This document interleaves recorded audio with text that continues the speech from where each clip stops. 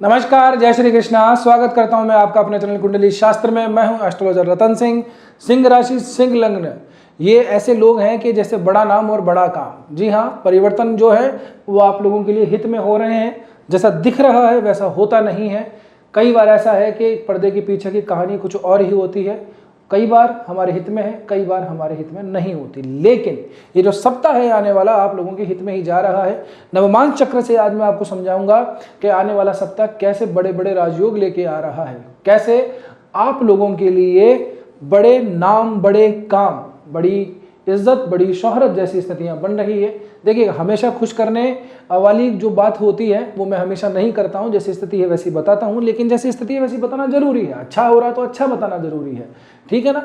ये शनि की ढैया, ये सब चलता रहता है, लेकिन बीच बीच में कुछ अच्छे टाइम आते हैं, उनका सदुपयोग कर लेना चाहिए। बड़ा परिवर्तन ग्रह का देख लेते हैं। बुध का हुआ है।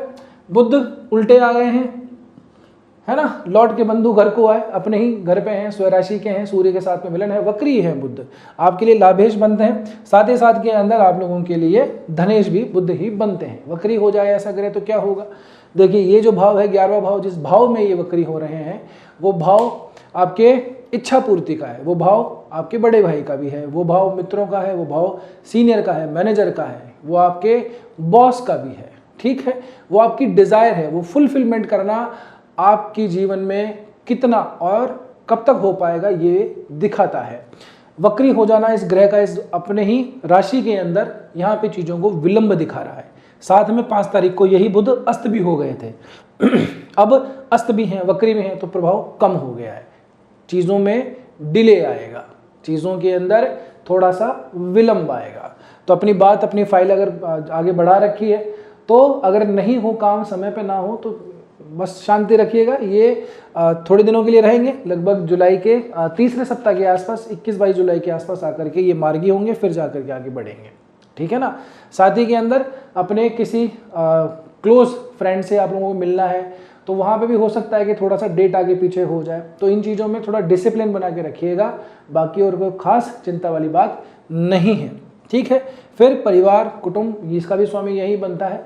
वक्री और है तो थोड़ा सा अपनी भाषा पर नियंत्रण रखिएगा। हो सकता है कि अपनी भाषा वाणी की वजह से आपका संबंध थोड़ा सा खराब हो जाए, क्योंकि यहाँ पे सूर्य भी बैठा हुआ है, अथॉरिटी का कारक है, एक वाणी का कारक है। वाणी में थोड़ी सी गड़बड़ आ जाए, कहना चाह रहे हैं वो ठीक से ना हो पाए, है ना, कम्युनिकेशन थोड़ा सा गैप रह जाए, मिसकम्युनिकेट हो जाए, ऐसी चीज़ें अक्सर रहती हैं, ठीक है ना। तो अपने बॉसेस पे, अपनी वर्किंग प्लेस पे स्पेशली इन चीज़ों को ध्यान रखिएगा।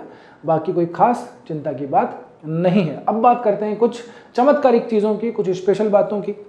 देखिए, सिंह राशि है, आपको पता ही है। नवमांश में देखो सूर्य को कहाँ मिलेंगे। अभी पुनर्वसु नक्षत्र के प्रथम चरण में चल रहे हैं, फिर द्वितीय चरण में आएंगे सूर्य। कहाँ पे? मिथुन राशि में। नवमांश में देखोगे इनको तो ये उच्च अवस्था के मिलेंगे आपको मेष राशि के अंदर, ठीक। लग्नेश जाकर के उच्च का हो रहा है नवमांश के अंदर, और ये बहुत ही ज़्यादा अच्छी स्थिति है। किस्मत का साथ है, अपने पिता का साथ है, सीनियर का साथ है, जरूर से मिलेगा। साथ ही के अंदर कुछ ऐसी चीज़ें आपके जीवन में ज़रूर परिवर्तित होंगी जो आप बड़े लंबे समय से इंतजार कर रहे थे, या यूं कहूँ कि कम से कम 1 महीने से तो वेट कर ही रहे थे, ठीक है ना।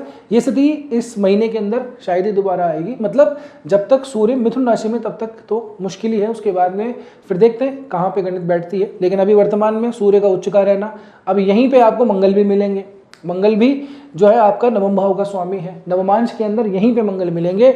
मंगल देखेंगे तो रोहिणी नक्षत्र के प्रथम चरण में है, फिर द्वितीय चरण में आएंगे। 5 से लेकर 9 जुलाई तक मंगल यहीं पर रहेंगे, सूर्य भी 9 जुलाई तक यहीं रहेंगे। यानी कि आदित्य मंगल योग बन रहा है। भाग्य भाव के अंदर एक भाग्य का स्वामी है, दूसरा इस भाव में उच्च का होता है।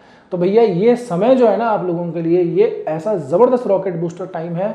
जो भी काम आपका अटक रहा है, जो भी कोई काम करवाना होना, तो बस उसके पीछे पड़ जाइए, काम जरूर से हो जाएगा। और with the grace of God, भगवान की कृपा से, ठाकुर जी की कृपा से, यदि ऐसा है कि इस समय पर सूर्य मंगल से संबंधित दशा, अंतरदशा, प्रत्यंतर दशा लग पड़ी हुई है, तो फिर तो ये मान के चलिए काम होना तय है, ठीक है ना। आगे बढ़ेंगे। यही सूर्य मंगल फिर जैसे नक्षत्र का चरण बदलेंगे, पुनर्वसु नक्षत्र के द्वितीय चरण में सूर्य आएंगे तो वृषभ राशि में आ जाएंगे। रोहिणी के द्वितीय चरण में आएंगे तो मंगल भी यहीं पे आ जाएंगे। अब मंगल आपको दिख रहे हैं वृषभ राशि में, नवमांश में भी वृषभ में, मतलब ग्रह हो गया वर्गोत्तमी। जब कोई ग्रह वर्गोत्तमी हो जाता है तो अपने उच्च के बराबर के फल देता है, ठीक। ये वर्गोत्तमी हो गए, सूर्य भी यहाँ पे आ गए, तो भैया दशम भाव के अंदर सूर्य मंगल की युति करियर के अंदर ज़बरदस्त बूस्ट देती है।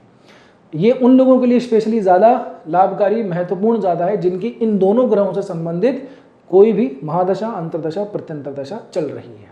ठीक है ना। तो करियर के अंदर आप लोगों को अच्छा खासा बूस्ट सपोर्ट मिलेगा, रेस्पॉन्सिबिलिटीज बढ़ जाएंगी आप लोगों की, वर्किंग प्लेस के ऊपर आपकी इज्जत थोड़ी सी बढ़ेगी, कद बढ़ेगा, पद बढ़ेगा। इसलिए मैंने कहा बड़ा नाम बड़ा काम, तो बड़ा काम होगा तो बड़ा नाम भी होगा। ठीक है, क्योंकि नाम के लिए ज़रूरी है आगे सपोर्ट मिले है और भी। तो जैसे आगे नक्षत्र में बदलेंगे नवमांश में यही आपके लाभ भाव में पहुंच जाएंगे, दोनों के दोनों ग्रह उस समय पे सूर्य वर्गोत्तमी हो जाएंगे। तो बैक टू बैक आप लोगों के लिए अच्छी ही खबर है, अच्छी ही न्यूज़ है। करियर के पॉइंट ऑफ व्यू से, भाग्य के पॉइंट ऑफ व्यू से, आपके धर्म त्रिकोण के हिसाब से ये आप लोगों के लिए अच्छा समय है। धर्म त्रिकोण में क्योंकि इनको धर्म त्रिकोण भी कहते हैं, ठीक है ना, ये तो मूल त्रिकोण है। तो यहाँ पे नवमांश में ग्रह, एक स्वग्रही एक उच्च का है। तो अपने हाथ से जो भी कोई अच्छा धर्म पुण्य काम करना हो, कोई बड़ा काम करना हो, कोई अनुष्ठान करवाना हो, जो भी आप विचार कर रखे हैं, तो ये समय अगर आप लोगों को मिल जाए, इस समय पे सब कुछ स्थितियाँ ठीक रहें, आर्थिक भी और वैसे आपके समय के हिसाब से भी, तो ज़रूर से करवा लीजिएगा। इसका फल इस समय पे व्यक्ति को ज़्यादा अच्छा खासा प्राप्त हो जाता है। ठीक है, शुक्र के पॉइंट ऑफ व्यू से देखो तो शुक्र को देखो जरा, शुक्र आपके लिए दशमेश है और साथ में तीसरे भाव का स्वामी है। नवमांश में शुक्र भी इनके साथ साथ ही चल रहे हैं, पीछे पीछे देखिए 5 से लेकर 7 जुलाई तक यहाँ पे, उसके बाद में 7 जुलाई से 10 जुलाई तक स्वराशि का, उसके बाद में मिथुन राशि में। नवमांश का चक्कर बता रहा हूँ मैं ये आपको, मेन पत्रिका में तो नहीं दिखाई देगा, थोड़ा डायग्नोसिस करना पड़ता है जी, थोड़ा एक्सरे निकालना पड़ता है, MRI करनी पड़ती है, तब जा करके हमें और पिक्चर क्लियर नजर आती है। तो शुक्र का भी आप लोगों को अपने दशम भाव से होकर निकलेगा, फिर लाभ भाव में जाएगा, भाग्य भाव में वर्तमान में चल ही रहा है। तो इसके भी पॉइंट ऑफ व्यू से शुक्र का भी आप लोगों को अच्छा खासा सपोर्ट मिल रहा है। वैसे देखा जाए तो आपकी लग्न के अंदर शुक्र का भी गोचर हो रखा है, केतु था, ढैया थी, तो ये दोनों ही नेगेटिव ग्रह शनि और केतु इनसे बुरी तरह से परेशान थे, काम ही नहीं चल रहे हैं, अटके रहे हैं सारे के सारे। शुक्र ने यहाँ पे आया, दशमेश आप लोगों का शुक्र बनता है, यहाँ पे आया, ऊर्जा थोड़ी सी निकाली, नई जोश निकाली, साथ साथ के अंदर कुछ और अपने प्लान को वापस से आपके सामने आया, जो आप लोगों ने एक तरीके से फाइल बंद करके डाल दिए थे, वो वापस से खोलने का समय शुक्र के टाइम पे आया है। तो अपने प्लान्स को निकालिए, ऊर्जावान बनिए, खुश रहिए थोड़ा सा, ठीक है, क्योंकि अच्छा शुभ ग्रह भौतिक सुखों का कारक आपकी राशि के ऊपर से गोचर कर रहा है। थोड़ा मुस्कुराइए, ये मंत्री है, ये भौतिक सुखों को देने वाला ग्रह है, तो अपने प्रयासों में तेजी से लाइए। और ज़रूर से मैं कहूँगा शुक्र से संबंधित कोई भी आपके अभी जीवन में यदि कोई भी अंतर पड़ रहा हो तो आपको ज़रूर से लाभ मिला ही होगा। ये जो नीरसता जीवन में छाई हुई है ये ज़रूर से पूरी हुई होगी, ठीक है ना, और होने वाली है, समय आने वाला ठीक ही है आप लोगों के लिए। तो ये ढैया और केतु को एक बार के लिए भूल जाइए, बाकी चीज़ें ठीक हैं। अच्छा और क्या बच रहा है साहब, और अब थोड़ा चंद्रमा के हिसाब से देख लेते हैं। चंद्रमा के हिसाब से एक और ज़बरदस्त मैं बता दूं, एक और राजयोग बन रहा है। विपरीत राजयोग पिछले सप्ताह भी बना था, इस सप्ताह भी बनने वाला है विपरीत राजयोग। जी हाँ, देखिए पहले तो चंद्रमा जब यहाँ से निकला था तब भी विपरीत राजयोग बना था, अब चंद्रमा फिर से निकलेगा, देखिए कैसे मीन राशि पे आएगा। 6 जून को होगा, राहु चंद्रमा का मिलन होगा, तो ये एक तरीके का ग्रहण दोष होता है, दाम्पत्य जीवन में पड़ेगा प्रभाव। तो मिथ्या आरोप लग सकते हैं, झूठे आरोप लग सकते हैं, तू में हो सकती है, खामखा की गलतफहमी क्रिएट हो सकती है। तो इन चीज़ों को विशेष ध्यान रखिएगा और अपने स्पाउस को भी समझा दीजिएगा, देख थोड़ा गोचर ऐसे चल रहा है तो खामखा की टेंशन मत ले, उल्टा मत सोचे, नहीं तो खामखा अपने ही बीच में दरार पैदा होगी। सेम ऐसे ही अपने जो भी बिजनेस पार्टनर है उनके साथ में भी इसी तरह का जो है ज्ञान उनको दे दीजिएगा, तो थोड़ी सी चीज़ें ठीक हो जाएंगी। आगे बढ़ेंगे, चंद्रमा जाएंगे शनि के साथ में 8वें भाव में, 8वें का चंद्रमा एल है, ये कोड में खाज है, शनि और बैठे हुए हैं, विश्व योग बनाता है। देखिए चंद्रमा के गोचर के हिसाब से बता रहा हूँ मैं ये। अब यहाँ पे क्या है, मीन राशि का चंद्रमा पड़ गया, ठीक है ना। अब देखिए जरा, 6ठे भाव का स्वामी शनि बनता है, कहाँ बैठा है, 8वें भाव में, ठीक। 8वें भाव का स्वामी गुरु बनता है, मीन राशि का जो कहाँ गया, 12वें भाव में। 12वें भाव का स्वामी चंद्रमा बनता है, कर्क राशि का जो कहाँ गया, 8वें भाव में। 6, 8, 12 भावों के स्वामी 6, 8, 12 भावों में बैठ जाए तो वो बनता है विपरीत राजयोग, ठीक है। और ये विपरीत राजयोग कब बनेगा साहब आप लोगों के लिए, बुधवार और क्षमा कीजिएगा मंगलवार और बुधवार के दिन, ये 2 दिनों के लिए विपरीत राजयोग रहेगा, ठीक। तो यहाँ से आप लोगों के लिए जैसी स्थिति दिख रही है नेगेटिवली, वो आपके लिए पॉजिटिव में कन्वर्ट हो जाएगी, बिगड़े हुए काम बन जाएंगे, खराब जो आप लोगों को लग रहा है यानी कि जो मारक है वही आप लोगों के लिए कारक बनेगा, ठीक है। ऐसे समय पे क्या होता है, स्टार्ट करने में शुरुआती समय के अंदर थोड़ी सी परेशानी आती है, लेकिन अंततोगत्वा उसका परिणाम अच्छा ही मिलता है।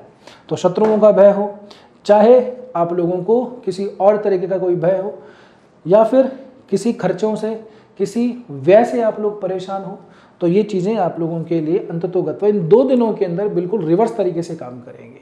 तो अगर कोई ऐसी युति बैठ जाए, कोई कूटनीतिक कोई काम बैठ जाए, तो ज़रूर से कर लीजिएगा। ऐसे लोगों के लिए ज़्यादा अच्छा रहता है जो कॉर्पोरेट्स के अंदर काम करते हैं, जो डिप्लोमेटिकली अपना काम निकलवाते हैं। बड़े कॉर्पोरेट्स घरानों में ऐसा होता है, पॉलिटिक्स में भी ऐसा होता ही है, मीडिया में ऐसा होता है, ठीक है ना। और आजकल तो हर जगह ही होता है। तो जैसे तैसे करके अपना काम निकलवाना हो तो ये 2 दिन स्पेशली ध्यान रखिएगा। आगे बढ़ेंगे, चंद्रमा फिर से गुरुवार और शुक्रवार के दिन मेष राशि में जाएंगे भाग्य भाव के अंदर। देखिए 12वें का स्वामी भाग्य में जा रहा है, तो यात्राओं से थोड़ी सी हमको लाभ दिला रहा है, भाग्य में उन्नति करवा रहा है। तो अगर ऐसा कुछ है, ट्रैवल वगैरह आकस्मिक आ जाए तो कर लीजिएगा। आगे बढ़ेंगे, दशम के अंदर चंद्रमा जाएगा आखिरी के 2 दिन, शनिवार और रविवार। And is well that all is well. वृषभ में चंद्रमा उच्च का होता है, करियर भाव में जाके उच्च का होगा चंद्रमा। सैटरडे संडे को रिलैक्स में आइए, बढ़िया। सैटरडे संडे ये 2 दिन रहेंगे जहाँ पे कोई भी काम है ऑटोमेटिकली ऑटो सिस्टम से आपके पूरे हो जाएंगे। मंडे को गुड न्यूज़ मिल जाएगी आप लोगों को, ठीक है। तो कुल मिला के सारी चीज़ें आप लोगों के लिए लगभग फेवर में ही हैं। अब देखते हैं आपकी कौन सी दशा, महादशा, अंतरदशा चल रही है, कमेंट करके एक बार बता दीजिएगा। यहाँ तक पहुँचे हो तो वीडियो ठीक ही लगा होगा, मैं उम्मीद तो यही करता हूँ। लाइक भी आपने कर दिया होगा। हमेशा की तरह वही रिक्वेस्ट है, कृपया करके वीडियो को हाइप दे दीजिए और नए हो तो सब्सक्राइब जरूर से कर लीजिए। बस आज की वीडियो में इतना ही, मिलते हैं अगले वीडियो में। तब तक के लिए स्वस्थ रहिए, मस्त रहिए, अपना और अपनों का ध्यान रखिए। जय श्री कृष्णा, जय श्री राम, हर हर महादेव, जय गौरी शंकर।